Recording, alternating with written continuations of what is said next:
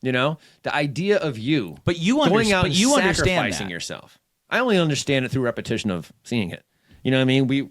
We work in 132 different countries. We've got distributors and all over the world. We work with the UN. We work with demining and humanitarian groups all over the world.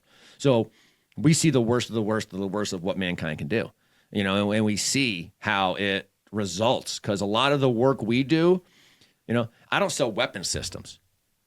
I train people how to deal with explosive remnants of war and what's left.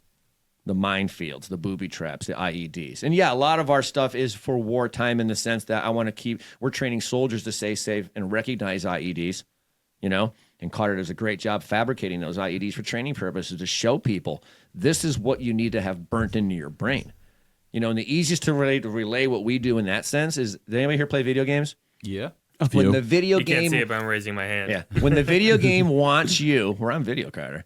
When the video game wants you to interact with something, when the video game wants you to interact, what does it do to the object? It lightens it up or brightens it up. Yeah. If I show you all of these ground signs, if I show you all of these components, if I show you all these items repeatedly, that's going to happen. You'll start to now see when them. you're walking on the battlefield, I don't want you having to look at the ground specifically. I want you to have that awareness that goes off. That's not right. That's not right. My eye's drawn to that instantly. Yep. That needs to be built in. You know what I mean? And that's what Carter provides, is the realism in the training. And we talk about it being fully immersive training. But to get back to my point, that's what we do, is the after effect. So we see how years later, kids are still dying because of landmines. Decades later, there's land in Cambodia that we still can't farm.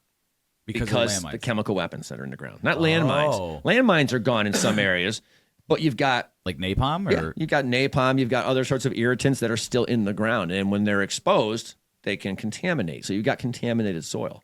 We worked with a team a couple years ago. And they were there for weeks, and they cleared a half an acre. For weeks. They're on the Cambodian side. Just getting a couple of acres. Yeah. Because you're going with probes and detectors. And every time you probe the ground, the detector goes off. So you're getting the irritant reaction. So it's okay, you're on something. Then you got to quadrant that off. You got to bring in the team, and you have to start excavating like an archaeological dig. Because I don't know what's underneath that. Yeah, there could be a landmine. You know what I mean? So it's a very painstaking thing.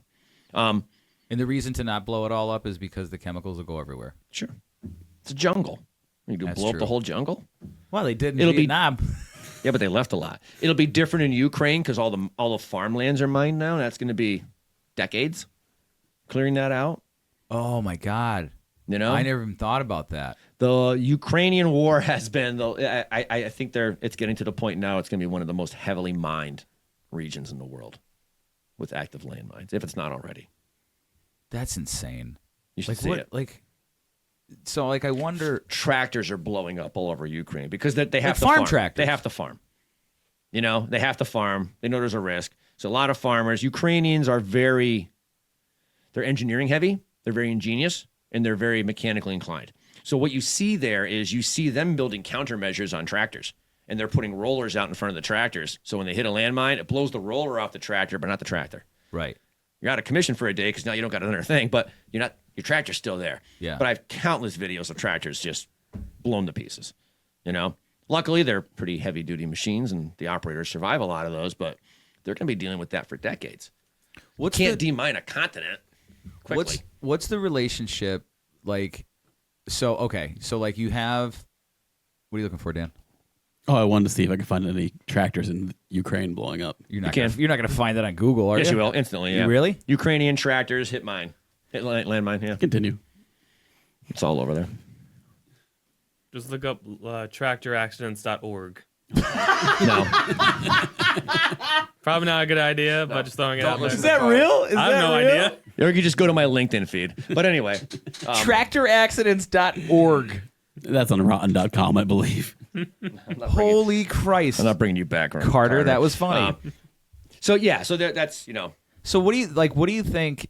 I mean, if you had to make an assessment on this, just on what happened Saturday, and I know that with your relationships and stuff, how could you make a constructively critical assessment of the failures from there? Well, the easy thing that you could see is you can see the breakdown of communication.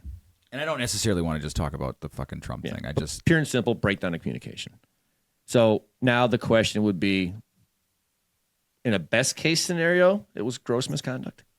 that's in the best case. Yeah, because what's the alternative? That's Scary. Yeah, that's scary. So let's say best case scenario, it's just gross misconduct. Maybe it's a new director. Maybe it's the breakdown of the multi-layer. But shouldn't the systems be there? Oh, Shouldn't they be in absolutely. place?